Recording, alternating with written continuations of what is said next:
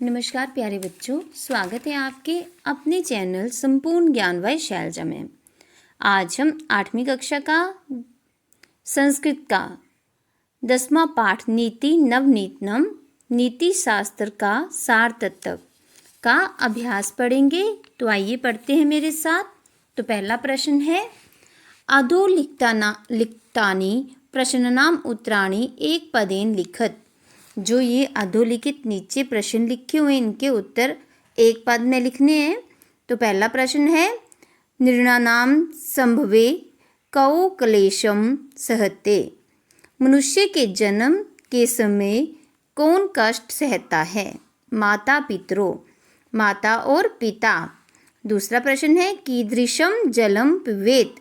कैसा जल पीना चाहिए? वस्त्रपूतम, वस्त्र से छान कर। नेक्स्ट क्वेश्चन नीति नवनीतनम पाठ कस्मात् ग्रंथात् संकलितः। नीति नवनीतनम पाठ किस ग्रंथ से लिया गया है? उत्तर है मनुस्मृति, मनुस्मृति से। कीदृशम वाचम वदेत। कैसी वाणी बोलनी चाहिए? सत्यपुताम, सत्य द्वारा पवित्र की हुई वाणी बोलनी चाहिए। नेक्स्ट क्वेश्चन दुखम किम भवति। दुख क्या होता है? परवशम, दूसरों के वश में होना। नेक्स्ट क्वेश्चन आत्मवशम किम भवति। अपने अधीन होना क्या है? सुखम, सुख। नेक्स्ट क्वेश्चन कीदृशम कर्म समाचरेत। कैसा आचरण करना चाहिए?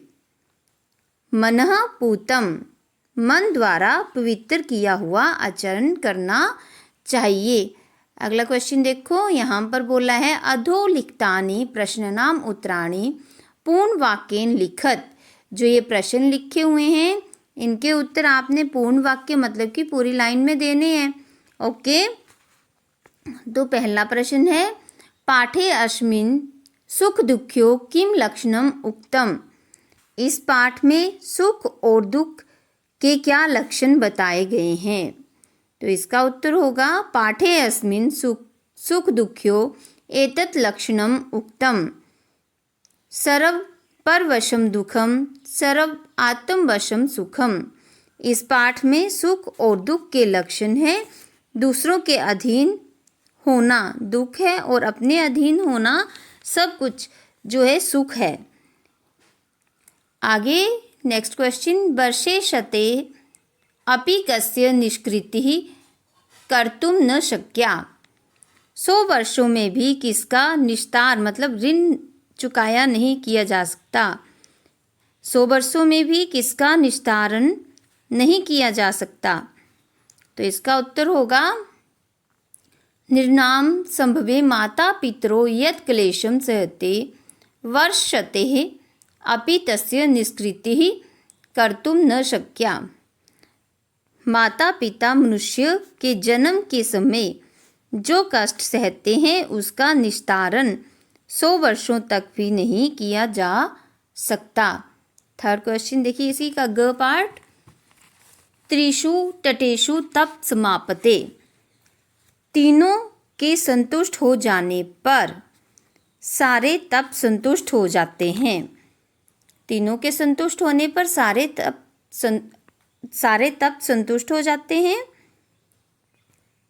इस वाक्य में वाक्य अस्मिन् त्रय के सन्ति। इस वाक्य में तीन क्या हैं? तीन कौन है? त्रिषु तुटेषु तपः समाप्ते वाक्य अस्मिन् त्रय माता पिता आचार्य च सन्ति। तीनों के संतुष्ट हो जाने पर सारे तब संतुष्ट हो जाते हैं। इस वाक्य में 3 माता पिता और आचार्य हैं। नेक्स्ट क्वेश्चन अस्माभिः कीदृशं कर्म कर्तव्यम। हमें कैसा कर्म करना चाहिए? हमें कैसा कर्म करना चाहिए?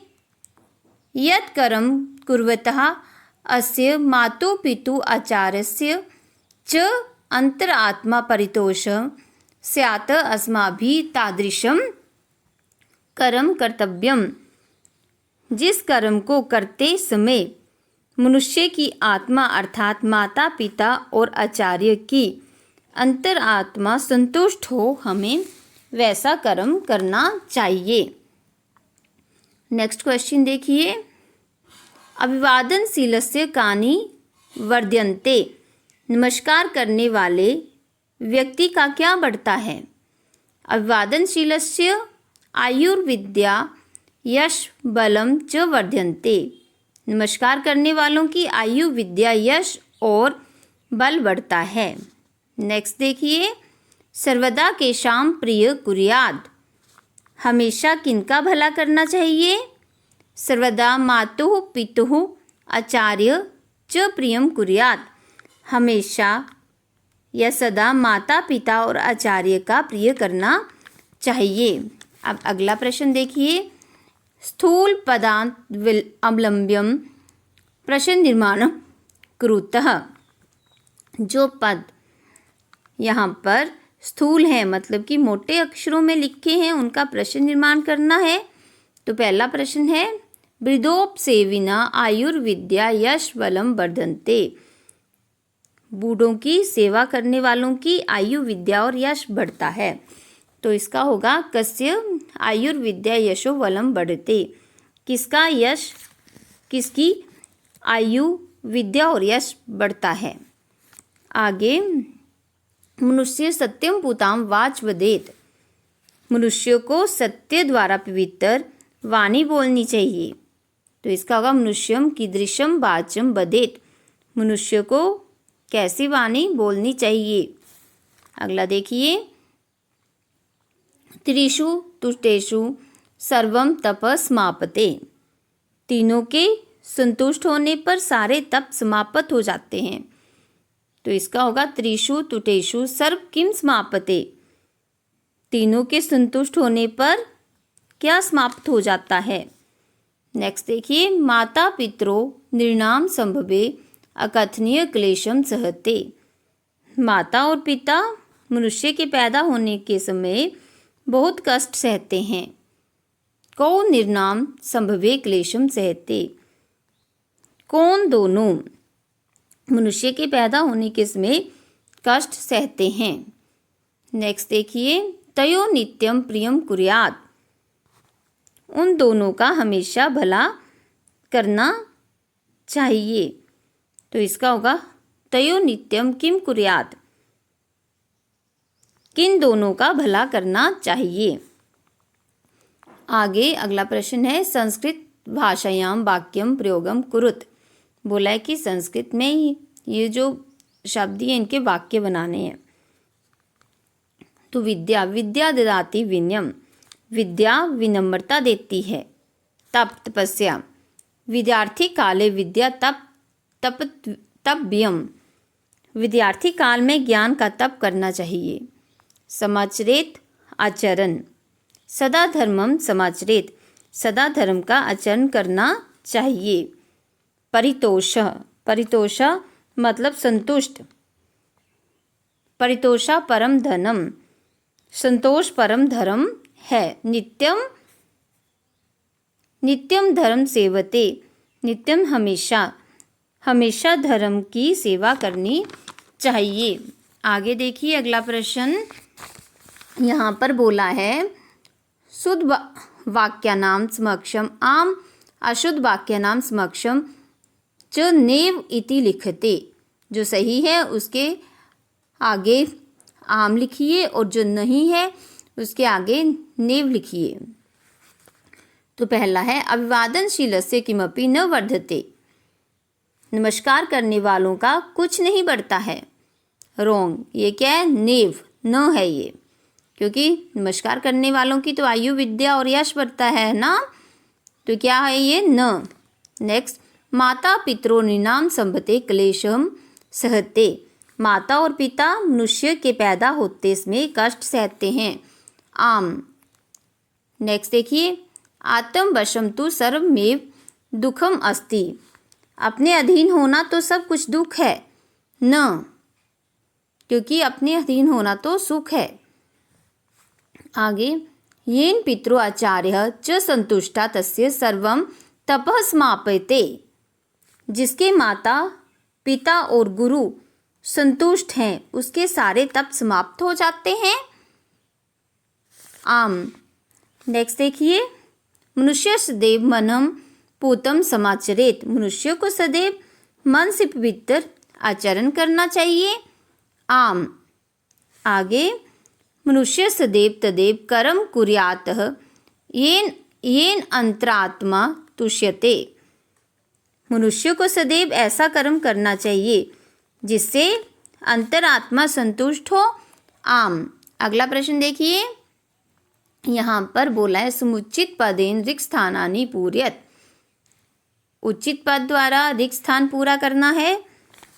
तो पहला है माता पितरो तपस निष्कृति ही वर्षते अपि कर्तुम शक्या। तो इसका होगा माता और पिता की तपस्या का निस्तार 100 वर्षों में भी नहीं किया जा सकता। तो क्या होगा 100 वर्षों में, वर्षे सते अपि 100 वर्षों में भी नहीं किया जा सकता। नेक्स्ट देखिए, नित्यम वृद्धोपसेविना डैश वर्धन्ते चत्वारि वर्धन्ते। हमेशा बूढ़ों की सेवा करने वालों की चत्वारी मतलब 4 बातें बढ़ती हैं। आगे देखिए, त्रिषु तुष्टेषु डैश सर्व समाप्यते। त्रिषु तुष्टेषु तप सर्वम समाप्यते। तीनों के संतुष्ट होने पर सारे तप समाप्त हो जाते हैं। तो यहाँ पर तप आएगा। फिर आगे, एतत् विद्यात् समासेन लक्षणम सुखम दुखायो।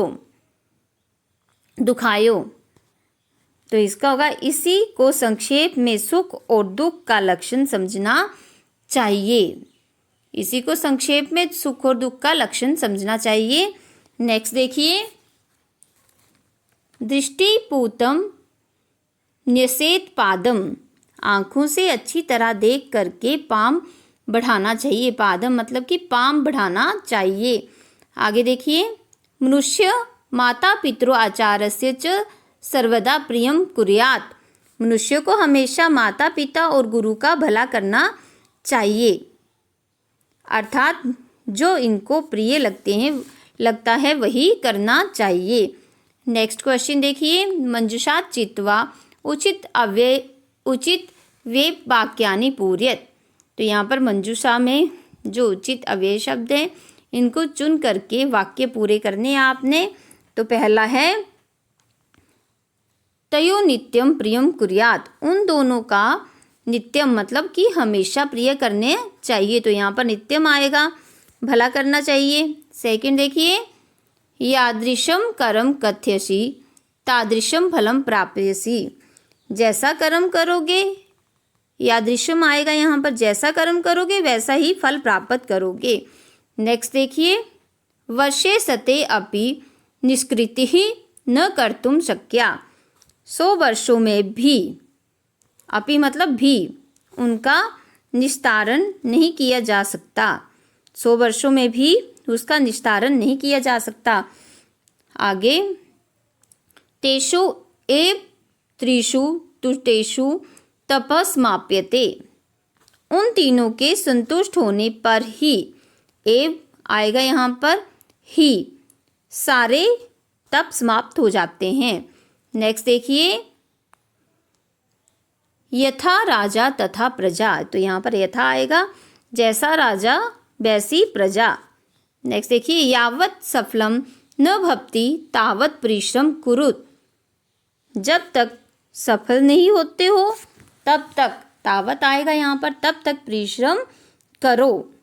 तो बच्चों, अभी हमने 8वीं कक्षा का संस्कृत का 10वें पाठ नीति नवनीतनम नीति शास्त्र का सार तत्व का अभ्यास पढ़ा। तो बच्चों, आपको समझ में आया होगा। तो मेरे वीडियो को लाइक, शेयर, कमेंट और मेरे चैनल को सब्सक्राइब करना।